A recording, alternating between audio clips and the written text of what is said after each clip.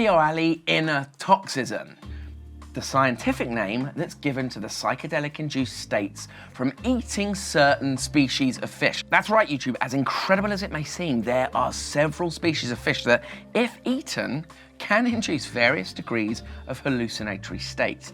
Now, what I found most surprising of all of this as I began to scratch the surface of the psychedelic pescatarian world was that it's not just random species of fish only found under the giant water lily in the depths of the Amazon on the third full moon of the lunar Aquarian cycle that can induce these states, but wait for it. Also, the humble, ever-present sea bream. Well known on menus throughout the Western world, and indeed on the lines of many an angler, it is also known to be psychoactive sometimes. In Arabic, the sea bream is actually known as the fish that makes dreams. According to one source, the ancient Romans knew of this and regularly used to indulge in sea bream for this very reason.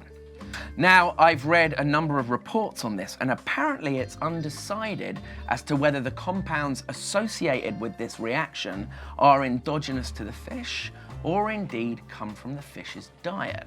So, apparently, enjoying the head of the fish is the best way of achieving such a state. Although, I've got to say, I don't know about you, Klaus, but I've caught a bunch of sea bream in my time, I've eaten my fair share. I like to eat the heads of them, and I'm yet to start howling at the moon during dessert. However, my interest now peaked, I shall certainly be triple ordering sea bream next time it's on the menu. I must say, however, I am a little dubious as to the set and setting element of a formal dining experience, whilst devouring the heads of 3 dead fish being conducive of a good trip. To be confirmed. I feel an episode coming on. Psychedelic food number 2, bread. In particular, rye bread. Again, now this deserves a whole episode of its own, but bear with me.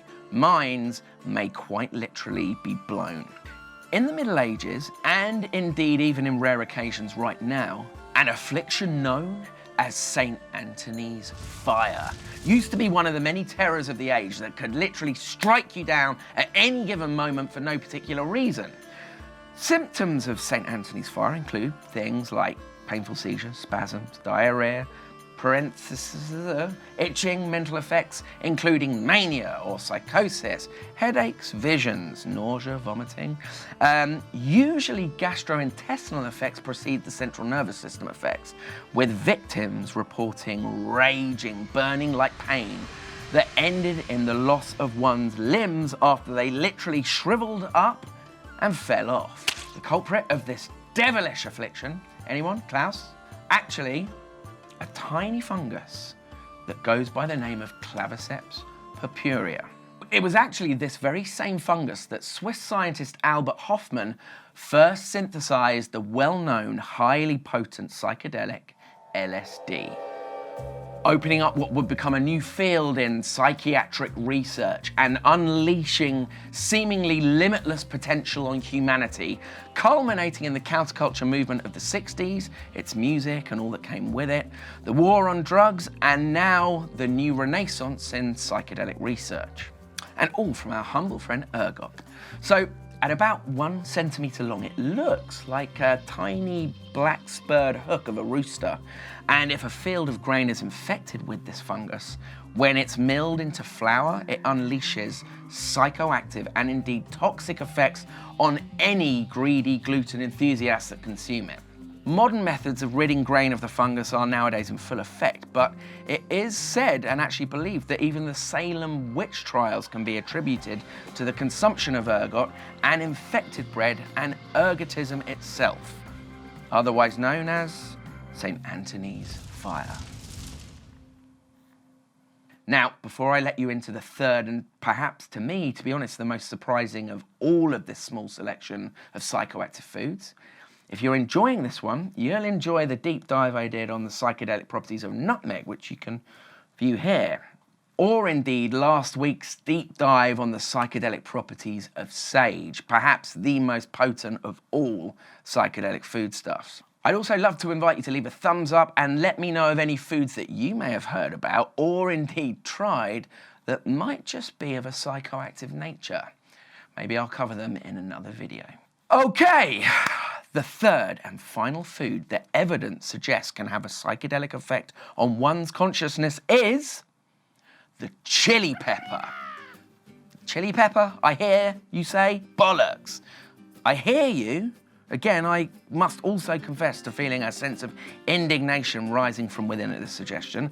I've eaten a lot of chili peppers, like I'm sure you have. I've never had my mind blown.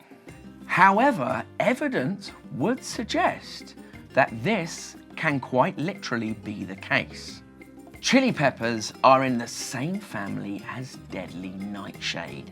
Deadly nightshade having extremely potent tropane alkaloids present, including scopolamine, one of the most scary drugs on the planet.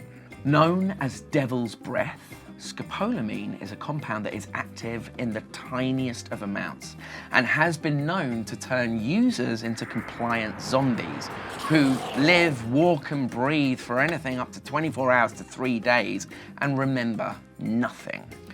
Because it behaves as such, it has been found present in many of the blood samples of unwitting tourists in Central and South American countries who have been robbed after being dosed with the stuff. One man, indeed, that I've seen before is seen on CCTV helping thieves carry his whole flat out into a waiting lorry and having no memory of it whatsoever. I, indeed, have my own personal, somewhat terrifying story from Lima, Peru, of a vast period of total memory loss, having sent seemingly perfectly compos mentis texts. However, I digress. It is almost certain that no trace whatsoever of scopolamine lies in our chili peppers that we enjoy today.